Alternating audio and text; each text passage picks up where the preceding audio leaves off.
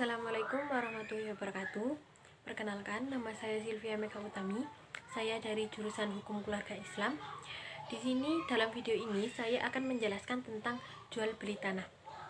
Jual beli tanah ditandai dengan adanya akte jual beli tanah yang dibuat oleh pejabat pembuat akte tanah. Kemudian, jual beli tanah ini harus bersifat terang dan tunai, yaitu harus dilakukan di depan pejabat pembuat akte tanah dan harus dibayar lunas. Jika tidak, maka akte jual beli tanah tidak dapat dibuat. Kemudian ada 5 tahapan dalam jual beli tanah ini. Yang pertama adalah pemeriksaan sertifikat dan surat tanda terima PBB.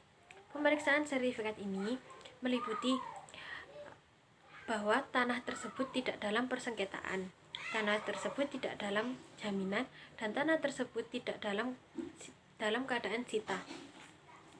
Kemudian surat tanda terima setoran PBB ini sebagai tanda bukti bahwa tanah tersebut tidak menunggak pembayaran PBB. Kemudian yang kedua adalah persetujuan suami atau istri.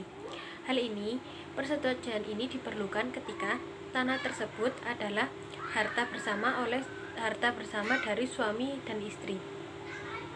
Kemudian yang ketiga, yakni biaya pajak dan pembuatan AJB. Penjual harus membayar pajak penghasilan atau PPh, dan pembeli harus membayar bea perolehan hak atas tanah dan bangunan, yakni BPHTB.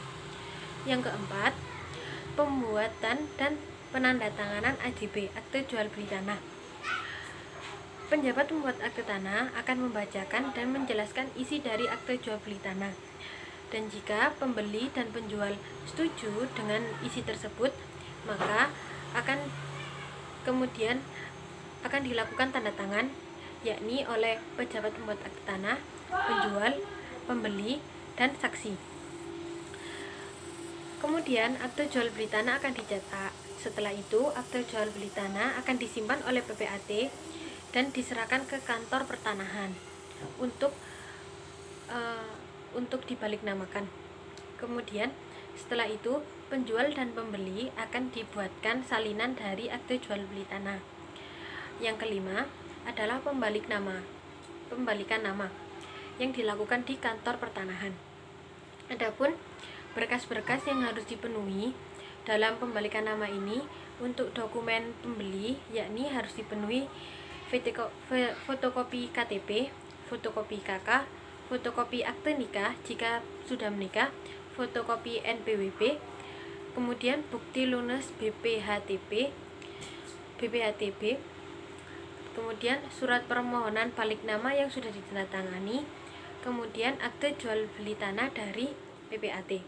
Kemudian dokumen penjual yang harus dipenuhi adalah fotokopi KTP, fotokopi KK, fotokopi akte nikah, kemudian sertifikat hak atas tanah, dan yang terakhir adalah bukti lunas pembayaran PPh.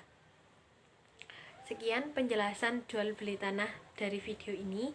Semoga bermanfaat. Wassalamualaikum warahmatullahi wabarakatuh.